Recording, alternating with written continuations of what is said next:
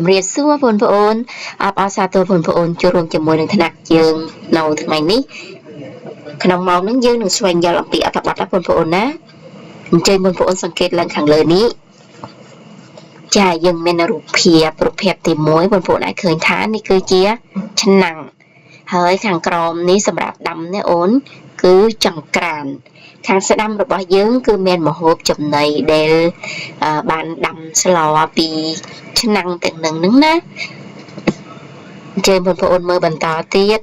dương men hộp hẹp rồi bọc khảo ẩm vì sơ mày đớm khảo ẩm nâng kỳ vô từ đòn tực các ôn đòn tực nó ẩn đúng nữ khả nông break lần mỏ chặt chô nó khả nông bèn nó bây giờ bảo phá nâng phồn á chứng xâm đùa bao giờ đặt trình cứ ta ốp bạc co tàng nụ thưa ẩm bì ở vậy phồn phồn ốp bạc co đến phồn mơ rụp hơi mạnh mình nâng cái thua ẩm bì ấy phồn phồn ta hơi cứ thua ẩm bì đây đợt nà được chứ nế vậy tới đến hào thà ốp bạc co để thua bị địch đợt hơi ốp bạc co nâng rồi cái hào thà một bò để thua ốp bạc co bị địch đợt nâng phép chở nâng cứ nó gần lại nà chỉประกอบ một bò nâng cha khả năng màu nâng dương nâng xoay giờ là thập bạch rồi bò thua ốp bạc co đầm slot pi để đợt nơi tiền giang sầm nồng po rồi bò mong riêng nâng phồn phồn thì muốiคือdương an ban khlam xa ở thập bạch thì píคือgiờ bàn thà khmai dương sắp tháng ngày nâng nơi đặt xa một bòประเพณีthua ốp bạc co đầm slot pi để đợt nơi lời nó phồn phồn áโดยฉะนั้นយើងនឹងស្វែងយល់អំពីពាក្យពិបាកក្នុងវគ្គកខាងលើនេះបងប្អូនសង្កេតមើលពណ៌ក្រហមគឺអ្នកគ្រូសរសេរភាសាខ្មែរហើយនៅខាងក្នុងវងក្រចកនេះយើងមាន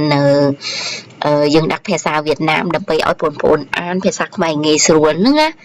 ហើយខាងស្ដាំរបស់យើងគឺប្រែទៅជាភាសាវៀតណាមនេះអញ្ចឹងក្នុងពេលអ្នកគ្រូអានបងប្អូនអានតាមពីក្រោយណាជើញឧបករណ៍đồ dùng មុខរបរប្រពៃណី nghề truyền thống ក្អម ឆ្នាំងដី nồi đất ផលិតផល sản phẩm បន្តទៀតបងប្អូនឥឡូវបងប្អូនស្ដាប់អ្នកគ្រូសូត្រអត្ថបទមួយលើកហើយទៅបងប្អូនសូត្រតាមកថាខណ្ឌនីមួយៗណាអត្ថបទរបរធ្វើឧបករណ៍ដាំស្លពីដីដុតនៅគៀមយ៉ាងជនជាតិខ្មែរពីជំនាន់ដើមធ្វើឧបករណ៍ប្រើប្រាស់ដើម្បីបម្រើជីវភាពមានច្រើនសន្តានដោយឧបករណ៍ពីឫស្សីផ្ដៅតែមានឧបករណ៍មួយចំនួនធ្វើពីដីដុតនៅខេត្តគៀនយ៉ាងនៃតំបន់ស្រុកហនដឹកមានឃុំថោសើងណាមថៃសើងជនជាតិខ្មែរនៅទីនេះមានរូបមុខរបរប្រពៃណីធ្វើឧបករណ៍ដាំស្លពីដីដុតសម្រាប់ប្រើប្រាស់ក្នុងគ្រួសារផងនិងលក់ដូរទៅបណ្ដាតំបន់ជនជាតិផងមុននេះមិនយូរប៉ុន្មានដូនតាយើងតែងប្រើប្រាស់ឆ្នាំងថ្លាងកំសៀវក្អមចង្ក្រានពីដីដុតនៅឡើយតែទោះបីសប្តាហ៍ថ្ងៃឧបករណ៍ទាំងនេះបានផ្លាស់ប្ដូរដោយលោហៈធាតុចោលក៏ដោយក៏របរធ្វើឧបករណ៍ទាំងនេះនៅបានជនរួមជាតិខ្មែរនៅខេត្តគៀងយ៉ាងប្រកបធ្វើជារបរប្រពៃណីទោះជាមានឧបករណ៍ដាំស្លបែបទំនើបក៏ដោយឧបករណ៍ធ្វើពីដីដុតនៅតែពេញនិយមរបស់អ្នកផងនៅឡើយថ្មីត្បិតតែឧបករណ៍ធ្វើដោយដីក៏ដោយតែមិនមែនងាយស្រួលផលិតនោះទេអ្នកប្រកបរបរនេះតែងទៅយកដីពីជើងភ្នំហនដឹកមកឆ្លុញញីឲ្យតន់ល្មមហើយពះពុំលម្អដោយក្បាច់ផ្អៀងផ្អងមើលរាងរងរួចទៅយកទៅដុតលុះប៉ុន្មានថ្ងៃក្រោយមកទើបคล้ายជាឧបករណ៍ដាំស្ល đọc rằng vì chân chết khmai nơi kiềng dáng à kia bà bùm và bà thọ chân chết cha vốn vốn coi bên dương sẽ đạp nạc rù ăn ở tập bát hơi dương sang kết nó không sụp hầuរបស់យើងហើយអានអត្ថបទតាមកថាខណ្ឌនីមួយៗរហូតដល់ចប់ណាបងប្អូនណា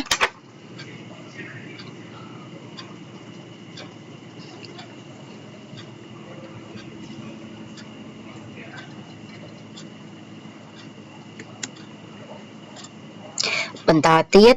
នៅក្នុងម៉ោងរៀននឹងដើម្បីយើងលំហាត់មើលវិជ្ជាចំណេះរបស់យើងបានយល់ដឹងប៉ុន្មានខ្លះអំពីខ្លឹមសាររបស់អត្ថបទនឹង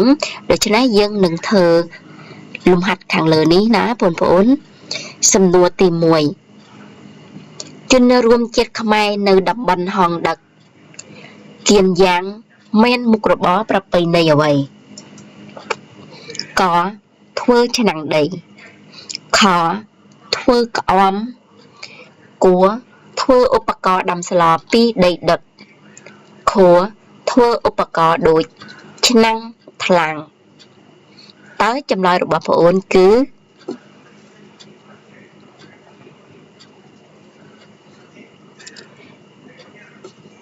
ចម្លើយរបស់បងអូនគឺចានោះគឺគួចម្លើយគួធ្វើឧបករណ៍ដាំស្លពីដីដុតគឺចម្លើយត្រឹមត្រូវបំផុតណាអញ្ជើញចូលរួមនឹងសំណួរទី2របៀបធ្វើឧបករណ៍ដាំស្លដោយដីដុតយើងមាន4របៀបបងប្អូនសង្កេតមើលរបៀបណាទៅត្រឹមត្រូវណាកយកដីឆ្លីងឲ្យទន់ដុតលំអក្បាច់ខយកដីដុតឆ្លីឲ្យទន់លំអក្បាច់គួយកដីឆ្លីឲ្យទន់លំអក្បាច់ដុតខួយកដីឆ្លីឲ្យទន់ដុតលំអក្បាច់ជើញបងប្អូនយើងពិចារណាមើលចម្លើយរបស់យើងគឺចម្លើយមួយណា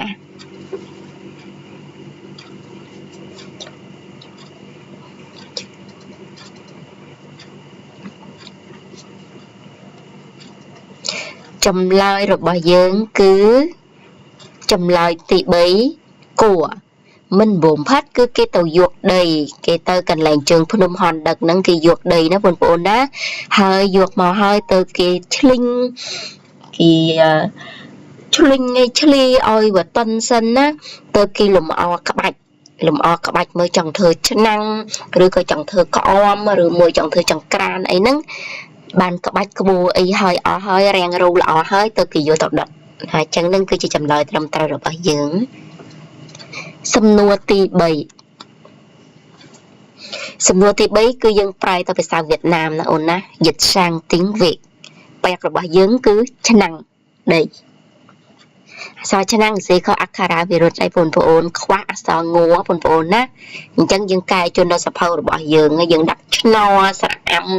ហើយយើងថែមអក្សรงัวពីក្រោយទៀតទៅចេញបានអក្សរឆ្នាំងណាបងប្អូនណាជួយកែកន្លែងនឹងផងចាបើថាឆ្នាំងដីយើងប្រែទៅភាសាវៀតកណយខណយដឹក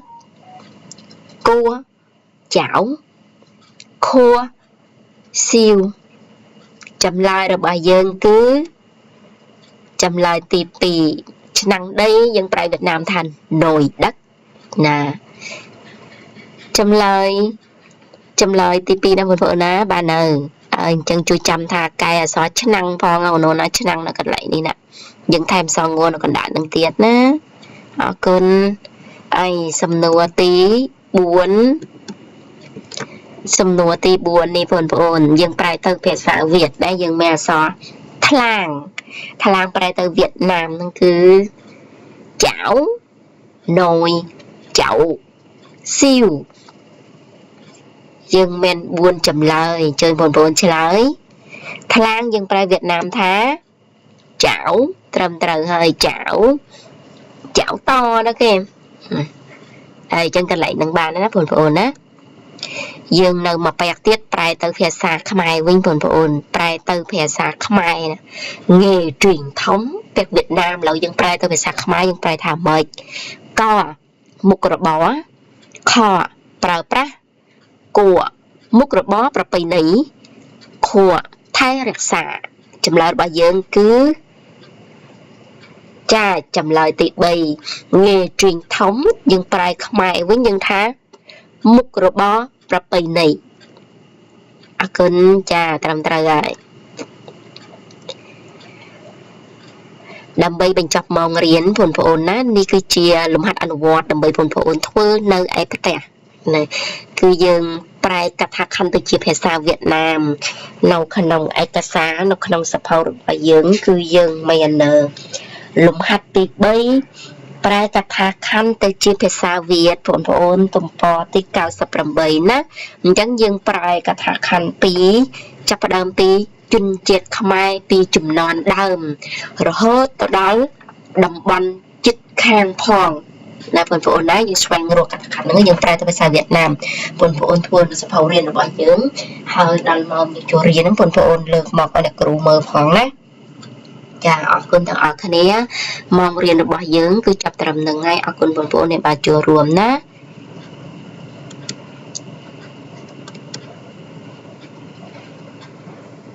លែបងប្អូន